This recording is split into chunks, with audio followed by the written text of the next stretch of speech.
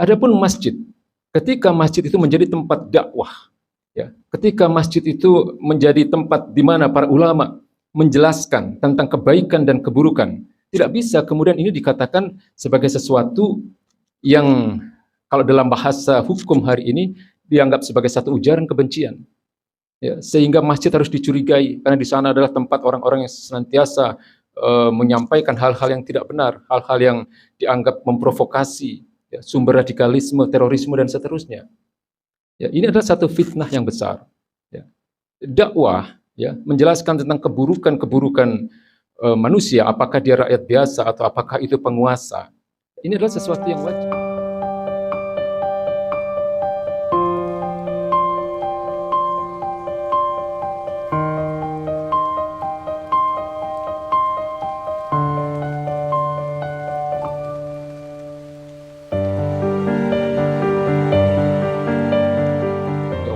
Hari ini di mana kita diberikan hidayah oleh Allah Subhanahu wa taala untuk hadir di masjid yang mulia ini, di masjid yang kita cintai ini. Di tempat yang oleh Allah Subhanahu wa taala dikatakan sebagai sebaik-baik tempat di atas muka bumi ini. Jadi di dalam satu firman Allah Subhanahu wa taala, Allah katakan ahabbal biladi ilallah al-masajid. Tempat yang paling dicintai oleh Allah Subhanahu wa taala, tempat yang paling disukai oleh Allah Subhanahu wa taala, sebaik-baik tempat dalam apa yang menjadi pandangan dari Allah Subhanahu wa taala adalah masjid-masjid yang ada di atas muka bumi ini. Karena masjidlah tempat di mana hambanya bertakarub kepada Allah Subhanahu wa taala. Masjidlah tempat kita senantiasa menjalankan meningkatkan kedekatan kita dengan Allah Subhanahu wa taala. Masjid tempat kita sholat, masjid tempat kita beriktikaf, masjid tempat kita membaca Al-Quran, dan seterusnya. Bahkan pada masa-masa kenabian, masjid adalah tempat di mana baginda Nabi menjadikan tempat itu sebagai tempat untuk membicarakan tentang kebaikan-kebaikan, tentang agenda-agenda bagaimana umat itu menjalankan ketaatannya kepada Allah Subhanahu wa taala. Jadi hari ini ada satu tema yang ingin kami sampaikan pada khutbah Jumat kali ini, bahwa adalah satu hal yang berlebihan, ada satu hal yang keterlaluan kalau kemudian ada anggapan bahwa masjid adalah menjadi bagian dari tempat-tempat yang disebut sebagai sarang radikalisme, sarang terorisme. Ini adalah satu hal yang sangat tidak tepat. Ya, ketika kecurigaan itu ditujukan kepada masjid yang dikatakan oleh Allah Subhanahu wa taala sebagai ahabil bilad, ya, sebagai sebaik-baik tempat di atas muka bumi ini. Ya, jadi masjid adalah tempat di mana manusia melakukan kebaikan. Masjid adalah tempat di mana kita senantiasa berupaya, ya, untuk meningkatkan ketakwaan kita kepada Allah Subhanahu wa taala. Masjid adalah tempat di mana kita senantiasa berupaya untuk meningkatkan pemahaman kita tentang agama ini. Tempat thalabil ilmi. Jadi kecurigaan terhadap masjid adalah sesuatu yang berlebihan. Ini dalam istilah fikih disebut dengan tajassus. Ya, memata-matai, mencurigai sesuatu yang tidak belum tentu benar. Ya, jadi di dalam surat Al-Hujurat ayat 12, Allah Subhanahu wa taala berfirman, "A'udzubillahi minasyaitonir rajim. Bismillahirrahmanirrahim. Ya ayyuhalladzina amanu ijtanibu katsiran minadh-dhon. Inna ba'dadh-dhonni ismu wa la tajassasu wa la yaghtab ba'dukum ba'dha." Wahai orang-orang beriman, jauhilah dari kalian apa yang disebut dengan dzon, prasangka. Ya, prasangka buruk. Inna ba'dadh-dhonni ismu. Karena dzon atau prasangka itu adalah merupakan bagian dari dosa. Wala tajassasu, jangan kalian memata-matai, jangan kalian mencurigai. Wala yaghtab ba'dukum ba'dha, janganlah kalian saling mencari keburukan, jangan kalian saling mencari-cari kesalahan satu sama lain. Ya, jadi ini adalah firman Allah Subhanahu wa taala yang menjadi landasan haramnya seorang mukmin memata-matai saudaranya sendiri. Jadi ayat ini berlaku secara umum. Jadi seluruh kaum muslimin, baik itu adalah rakyat biasa ataupun negara, orang-orang yang mempunyai amanah kekuasaan, organisasi, sepanjang mereka adalah sesama muslim, dilarang untuk saling mencari-cari kesalahan, memata-matai, ya, mencurigai dan seterusnya. Maka Imam Ibnu Jarir At-Tabari dalam penjelasan beliau tentang ayat ini, beliau mengatakan bahwa frase wala tajassasu itu adalah satu upaya untuk mencari-cari keburukan orang lain yang tidak tampak, belum tentu benar. Keburukan itu belum tentu benar, tapi dicari-cari kesalahannya.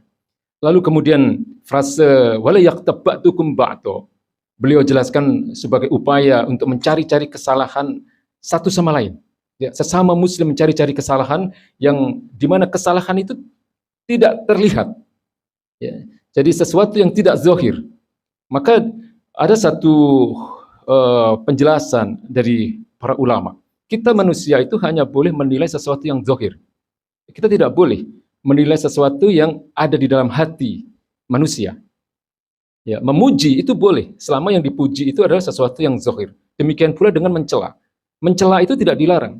Ya, memuji dan mencela, ya, tentu ada standarnya. Apa yang harus dipuji dan apa yang harus dicela. Tapi yang penting adalah bahwa semua itu harus didasarkan pada hal-hal yang tampak, hal-hal yang zahir.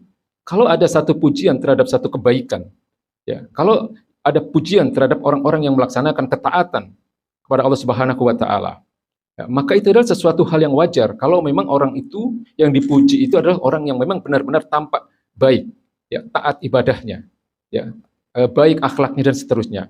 Maka demikian pula dengan celaan, kita boleh mencela, memang sesuatu yang harus dicela.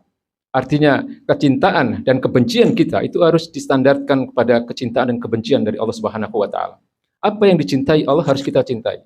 Apa yang dicela oleh Allah Subhanahu wa taala kita juga harus mencela. Jadi mencela kemaksiatan, mencela kemungkaran, mencela kejahatan, ya, mencela orang-orang yang suka berdusta dan seterusnya. Ini adalah sesuatu yang boleh.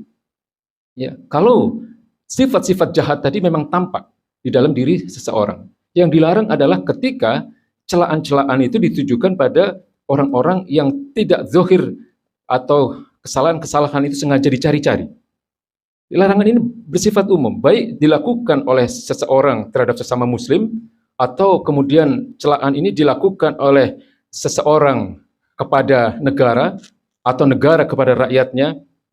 Secara umum, ya, larangan terhadap tajassus ini, ya, mencurigai, mencari-cari kesalahan, ya, ini berlaku umum bagi seluruh muslim. Hadirin ma'asyiral muslimin yang dirahmati Allah Subhanahu wa taala. Adapun masjid, ketika masjid itu menjadi tempat dakwah, ya, ketika masjid itu menjadi tempat di mana para ulama menjelaskan tentang kebaikan dan keburukan, tidak bisa kemudian ini dikatakan sebagai sesuatu yang kalau dalam bahasa hukum hari ini dianggap sebagai satu ujaran kebencian. Ya, sehingga masjid harus dicurigai karena di sana adalah tempat orang-orang yang senantiasa menyampaikan hal-hal yang tidak benar, hal-hal yang dianggap memprovokasi, ya, sumber radikalisme, terorisme dan seterusnya. Ya, ini adalah satu fitnah yang besar. Ya. Dakwah, ya, menjelaskan tentang keburukan-keburukan manusia, apakah dia rakyat biasa atau apakah itu penguasa. Ini adalah sesuatu yang wajib dilakukan oleh para ulama, karena itu memang tugas para ulama. Ya. Jadi dalam fikih bahwa dakwah itu adalah merupakan syariat yang diwajibkan oleh Allah Subhanahu wa taala dan Rasulnya. Allah katakan ud'u ila sabili rabbika bil hikmah. Serulah manusia itu ke jalan Tuhanmu bil hikmah, dengan bahasa-bahasa yang baik.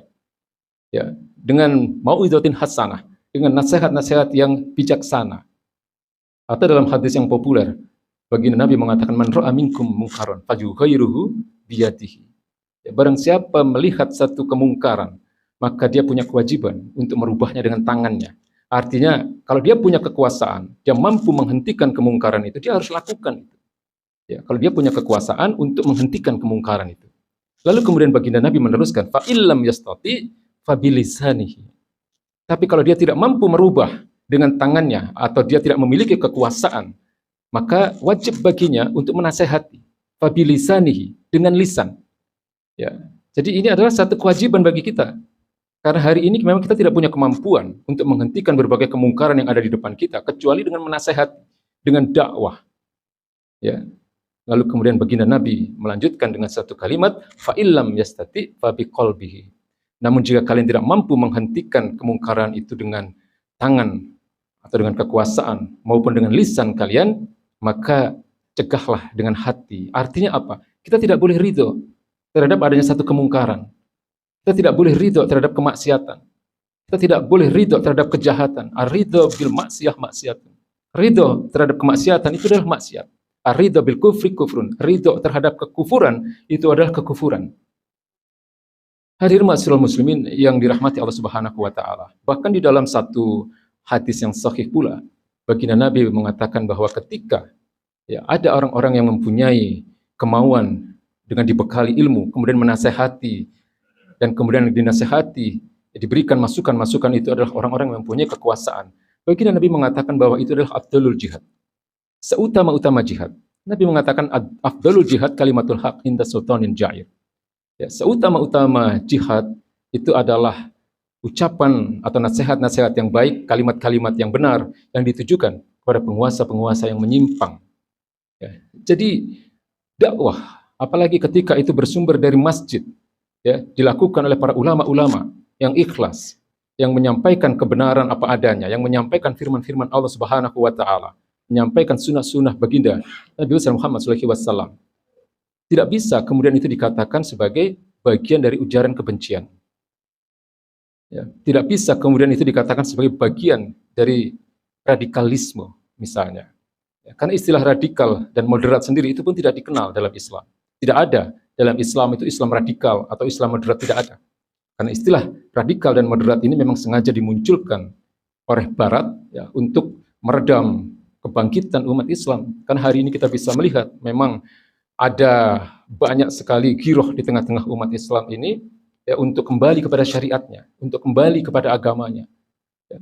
Dan giroh dari umat Islam untuk menyadari betapa bahwa terjadinya banyak kemungkaran, terjadinya banyak kerusakan di atas muka bumi ini diakibatkan tidak diterapkan syariat Islam. Ya. Jadi ini kesadaran yang mulai meluas di mana-mana. Ini kesadaran yang muncul bukan hanya di satu negeri, bukan hanya di negeri ini. Di hampir seluruh wilayah negeri di muka bumi ini, terutama di negeri-negeri Muslim, ya, di mana negeri-negeri itu dipimpin oleh orang-orang yang zalim. Ya, kesadaran untuk kembali kepada syariat Islam ini sudah semakin kuat. Maka muncullah ide-ide dari dunia Barat yang memang tidak menginginkan kebangkitan Islam untuk memecah belah umat Islam.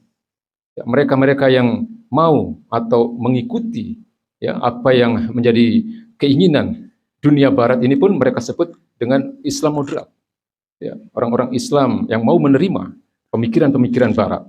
Sementara kaum muslimin yang berpegang teguh kepada Al-Quranul Karim, pada sunnah-sunnah baginda Nabi besar Muhammad SAW, yang menginginkan tegaknya syariat Islam di atas muka bumi ini, lalu kemudian mereka stigma, ya, mereka labeli dengan apa yang disebut dengan Islam radikal. Hadirin ma'asyiral muslimin yang dirahmati Allah Subhanahu wa taala. Kita umat Islam ini memang harus cerdas ya, menilai apa yang terjadi di tengah-tengah kita, apa yang tampak ya di hadapan kita hari ini. Bahwa kita harus menyadari, kita harus tahu bahwa memang ada masalah ya dengan mereka-mereka yang diberi amanah kekuasaan, sehingga kita merasakan hari ini umat Islam termarginalkan. Ya, ulama-ulamanya pun hari ini tidak berani bicara.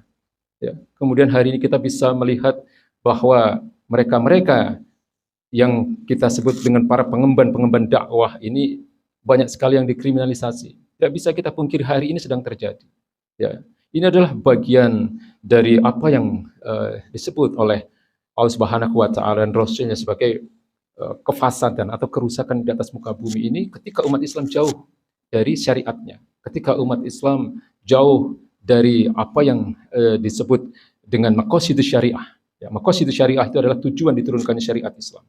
Di mana salah satu tujuan dari diterapkannya Islam atau salah satu tujuan diturunkannya risalah Islam itu disebutkan oleh para ulama sebagai hifdzun nas, menjaga ya manusia, wa hifdzul karamah, menjaga kemuliaan manusia, ya hifdzuddin, menjaga agama. Ya, ini semua adalah merupakan bagian dari akibat umat Islam selama ini tidak mempunyai kesadaran yang cukup di dalam menerapkan syariat Islam. Tidak adanya kesadaran yang cukup untuk kembali kepada Islamnya. Lalu kemudian kita lihat bahwa tahun-tahun terakhir ini umat Islam sudah memulai memiliki kesadaran itu. Ya, dan ini kemudian dikhawatirkan oleh dunia Barat ya, bahwa bangkitnya Islam ini akan menghentikan dominasi mereka di atas muka bumi ini. Inilah yang kemudian membuat mereka memecah belah, mengadu domba, kemudian memberikan stempel-stempel radikal, moderat, dan seterusnya tadi.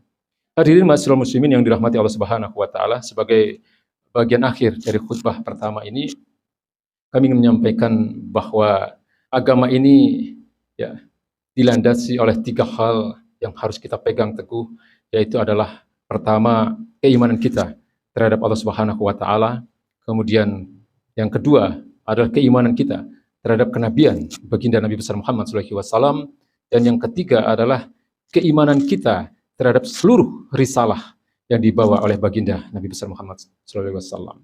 Maka keimanan kita terhadap Al-Quranul Karim sebagai firman-firman Allah Subhanahu wa Ta'ala, lalu kemudian keimanan kita terhadap baginda Nabi besar Muhammad SAW mengandung konsekuensi bahwa kita harus menerima apapun yang menjadi syariat Islam, apapun yang menjadi risalah Islam tanpa dipilih-pilih. Ini adalah bagian dari konsekuensi keimanan kita. Ini adalah bagian dari konsekuensi dua kalimat syahadat kita. Asyhadu an la ilaha illallah wa asyhadu anna Muhammadar Rasulullah. Barakallahu li wa lakum fil Qur'anil azim.